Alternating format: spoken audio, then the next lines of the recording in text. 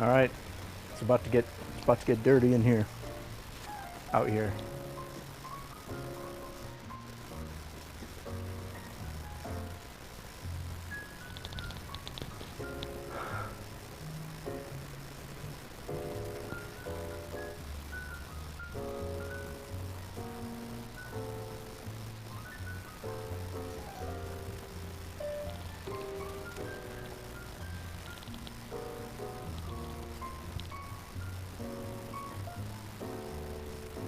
There we go.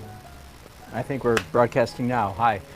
Thanks for joining me again today. My name's Dan, and this is Daily Art Adventure number 653, just like Hollywood.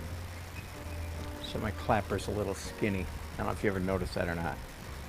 It's not really a clapper, it's more like a clicker. When I hit the big time, I'm going to get a real clapper. Anyway. Here I am, new painting, woohoo! I have a word of discouragement for all of you. Every once in a while I run into, I'm serious, every once in a while I run into an artist who complains of, oh, my canvas looks crooked, hang on a second, complains of, canvas fright, freezing, standing in front of a blank canvas and not knowing what to do, being intimidated and not knowing where to start, like the artist's version of writer's block. Well, if that's ever happened to you,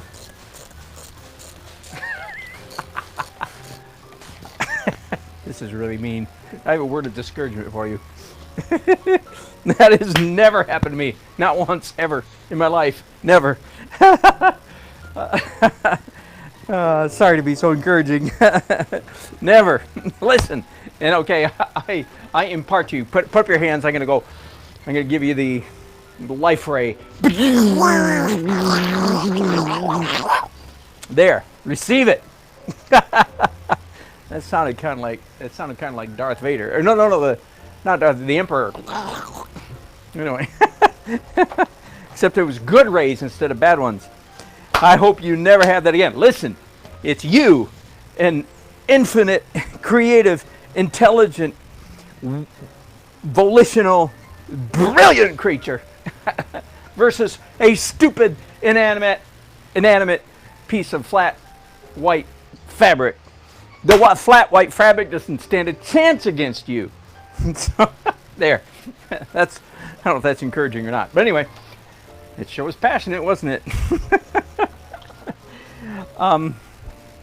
It's my party. I'll be passionate if I want to. Here's the picture I'm doing.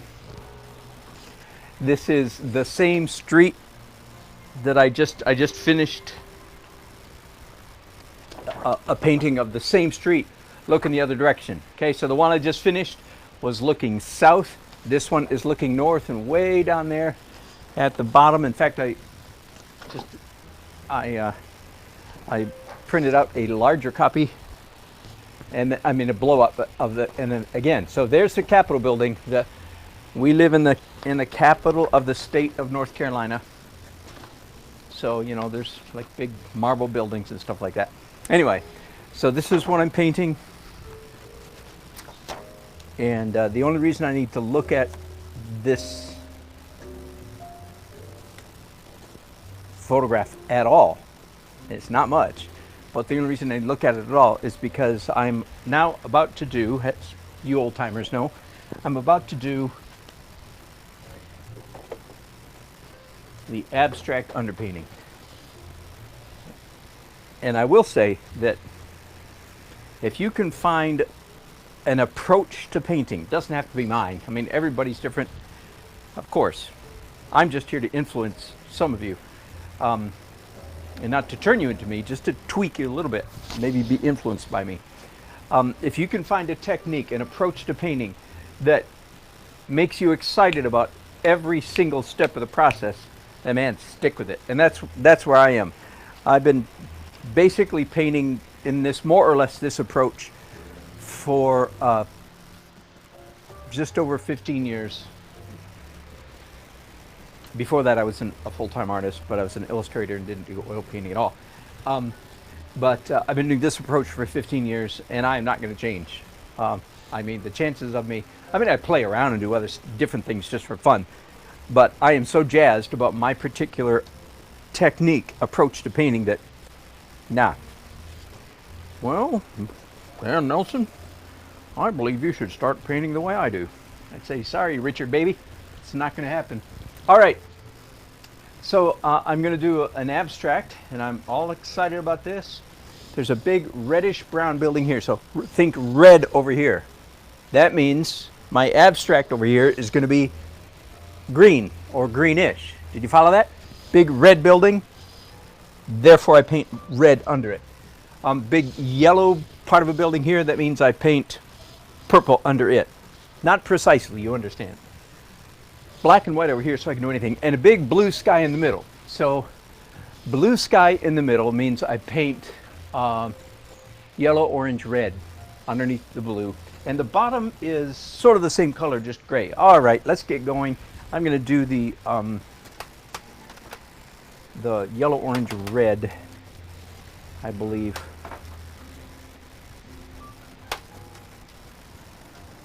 Under the blue sky first.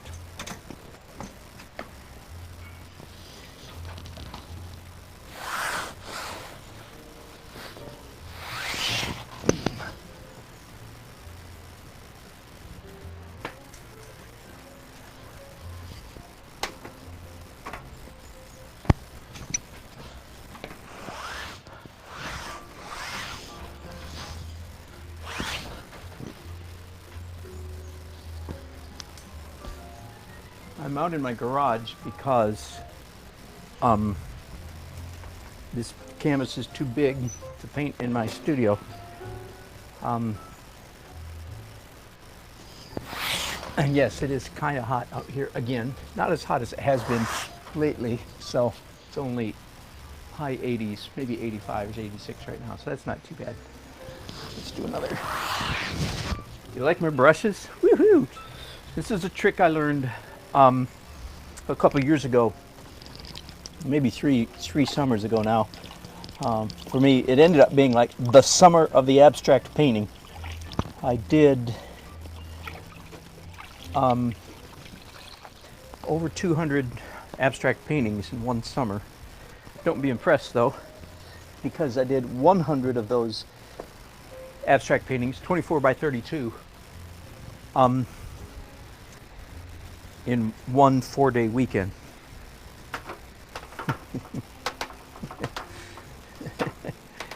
That, my friends, is showing off at its most egregious.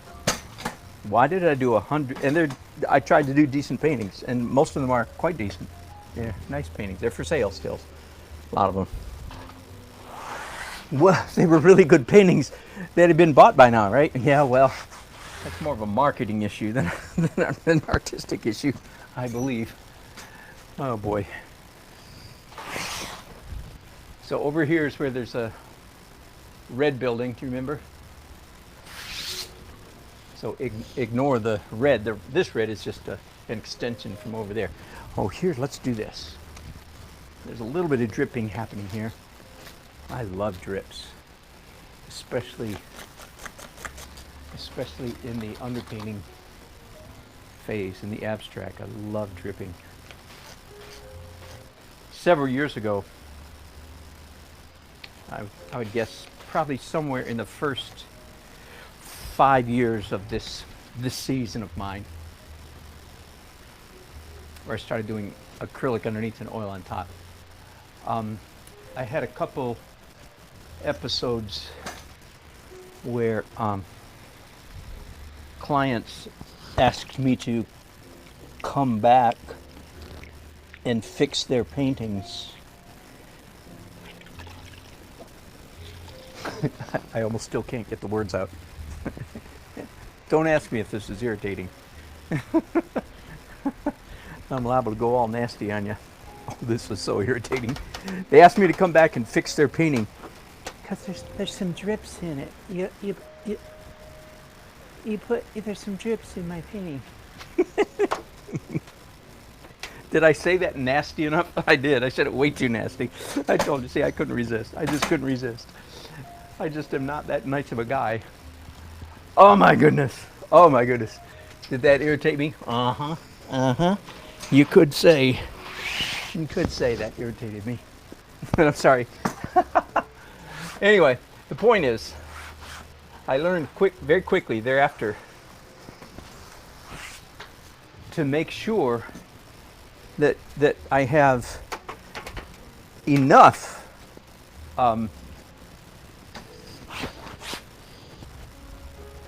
drips on my painting so that there's no way anybody could ever think that they were a mistake. So there you go. So I haven't always followed that advice, but I guess it's been a long time since I had anybody ask me to come back and fix their painting because there were drips in it. But that is one of the lessons I learned. So, God darn it, make sure there's enough. Make sure there's enough. There's enough drips. People know it's on purpose. And yeah, never mind. I'll get off that subject. There are some people that, even if they offer me money, I will not paint for them. I suppose if they offered me enough money, I would, but no, I just won't. That's pretty hard. That's pretty nasty, isn't it? I am such a positive fellow, don't you know? I can see one of you who's maybe watching me for the first time, and maybe one of your friends told you about me, and they said, "Oh, he's such a nice guy." I don't know. That's not what people would say about me. Maybe they would. They might say he's funny. They might say he's a good painter. I don't know if they'd say he's a nice guy. Anyway, I'm messing you up because this guy's not very nice. All right, but we are having fun, are we not? We are. I kind of like that so far.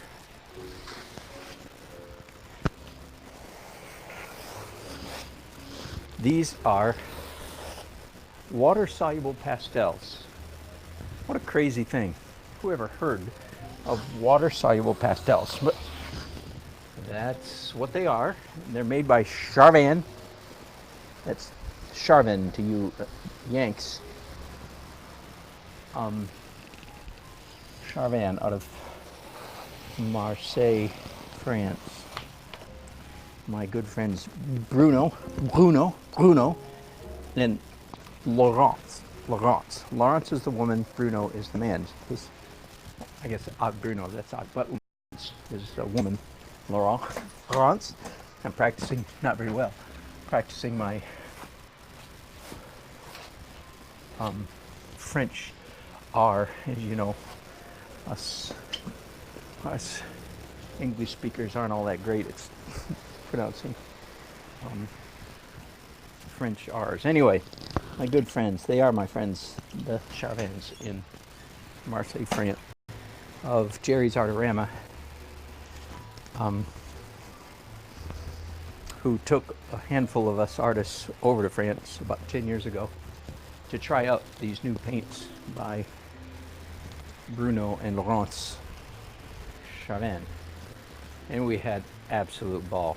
Honestly, some of the most fun art stuff I've ever had, hanging out with these guys and eating like kings and touring France, not Paris, mostly southern France, the French Alps, so to speak, the little Alps, not the real Alps. Anyway, all right, it's time for white. I mean, and just in case there is anybody watching me, maybe for the first time, let me describe some of my madness.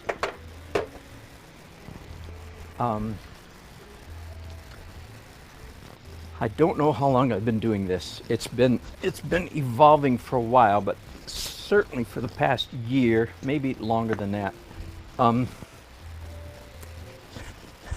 I've been doing very deliberate abstract paintings like this, underneath all of my representational or realistic paintings. Does that make sense? So this is going to end up, of course, being a painting of that street that I just showed you the photograph a little while ago. And it's going to be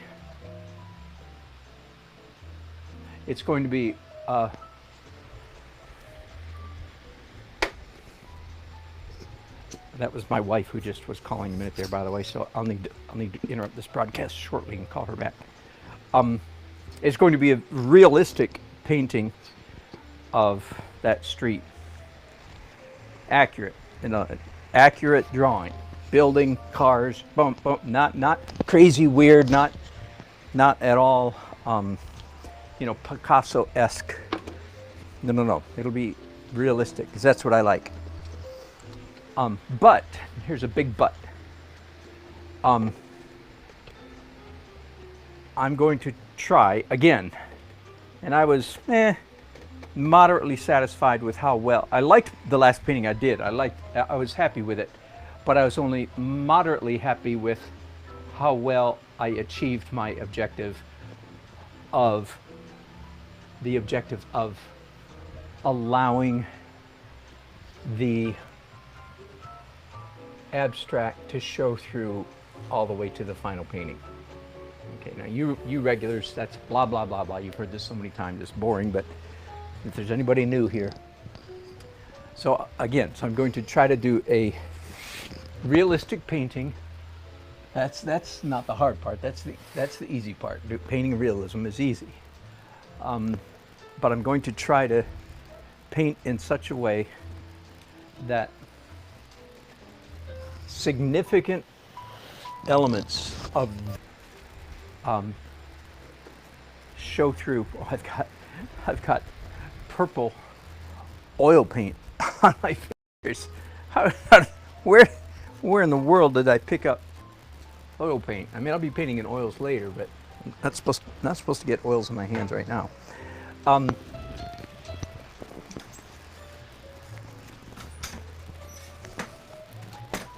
So I thought that my last painting, well, the plan was that my last painting was going to be a significant breakthrough. And it was. But honestly, it wasn't as much of a breakthrough as I had hoped. So, you know the old expression, hope springs eternal in the human heart. That's the way I feel right now. It's like, all right, I'll give myself about a B, not quite a B plus, better than a B minus, about a B in that goal. The goal to allow significant elements and parts and pieces of the abstract painting to show through in the final painting. Okay, but before I go there, let's talk about abstract paintings for just a minute in general.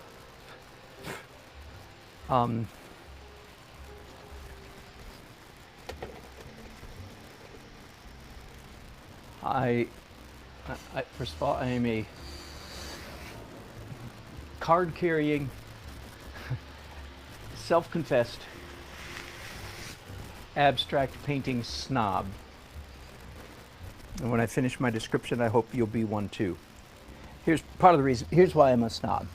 Because there is no part of the art world, I think, that is more desecrated than abstract painting. In other words, there is so much horribly bad abstract painting out there that most people on the street. Now, by the way, I'm gonna draw a line between the majority of the art establishment, all the art departments, every art department in every university in the Western world, every professor, virtually every professor at the establishment is at this season. Oh my goodness, that's not supposed to happen. I just lost a light. The establishment is firmly committed to the notion. Sorry, I'll finish this broadcast and replace that light later. firmly committed to the notion that art is communication.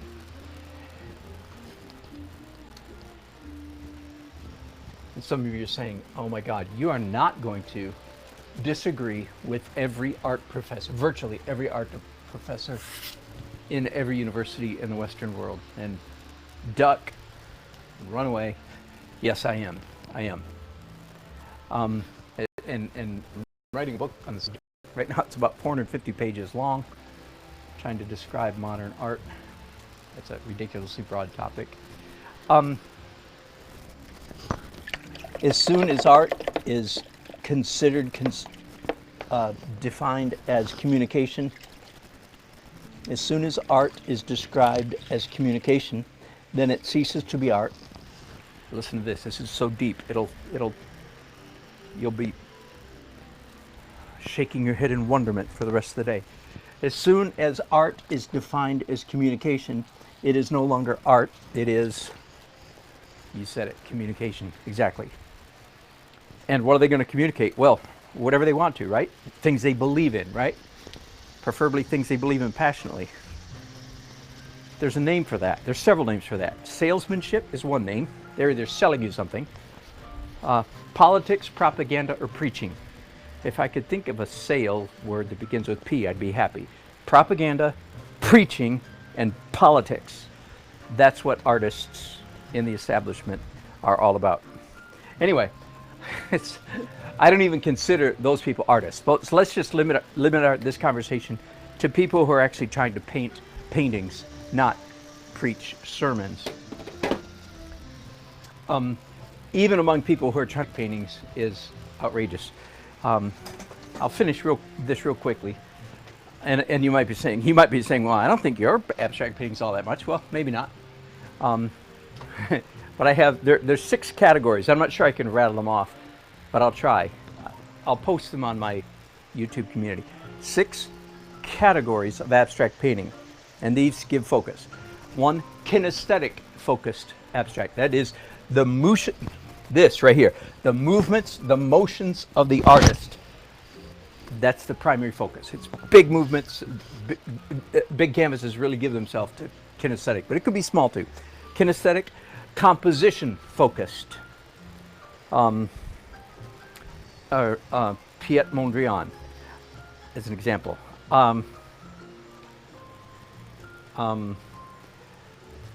Accident, random accident focused.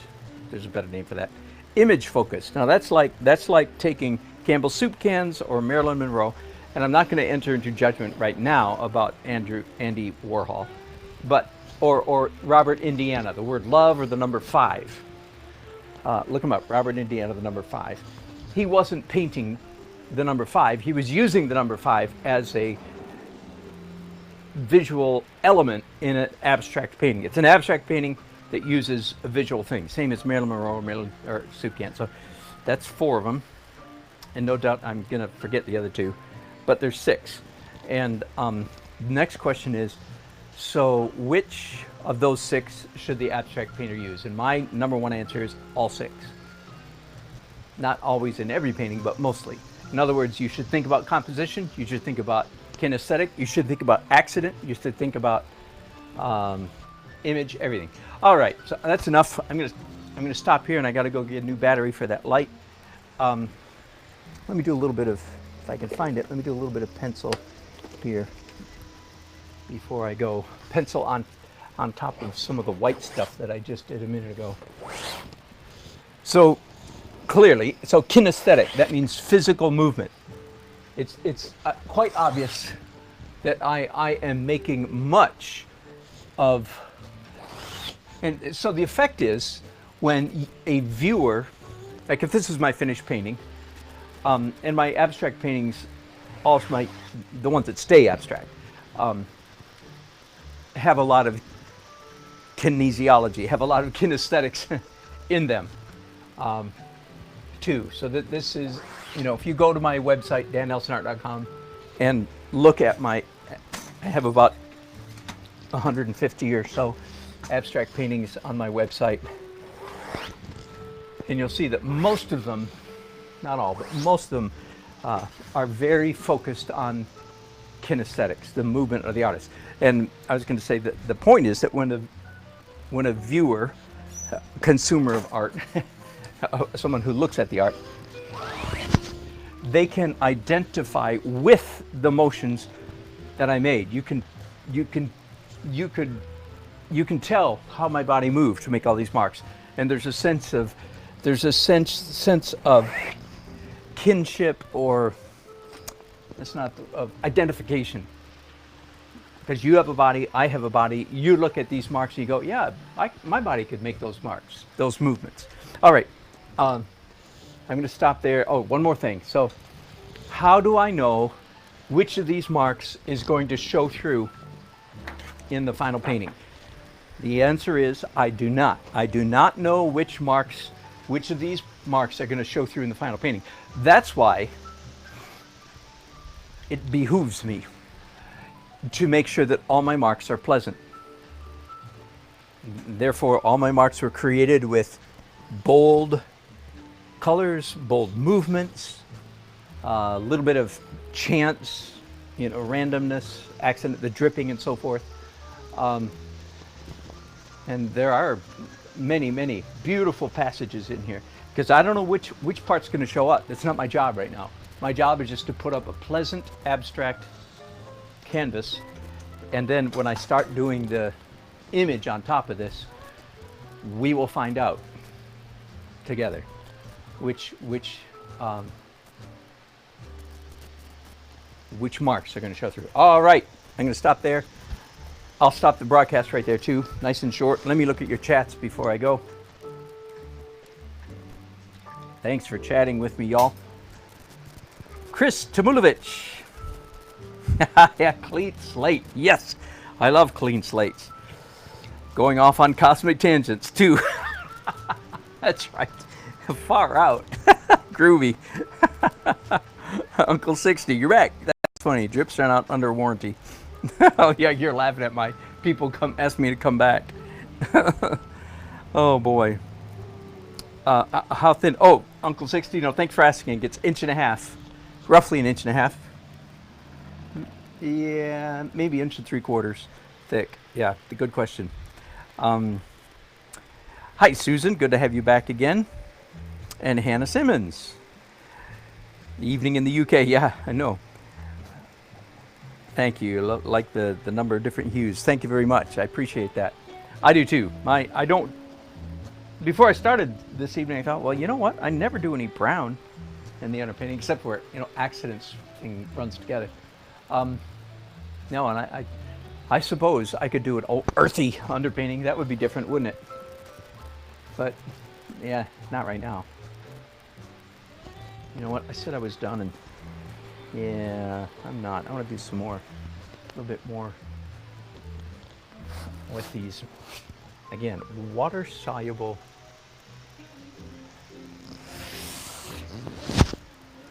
You can see, by the way, and this is certainly on purpose, that I do quite a bit of echoing my movements. Both the white is very much, most of the white is right sort of down the middle of a big stroke.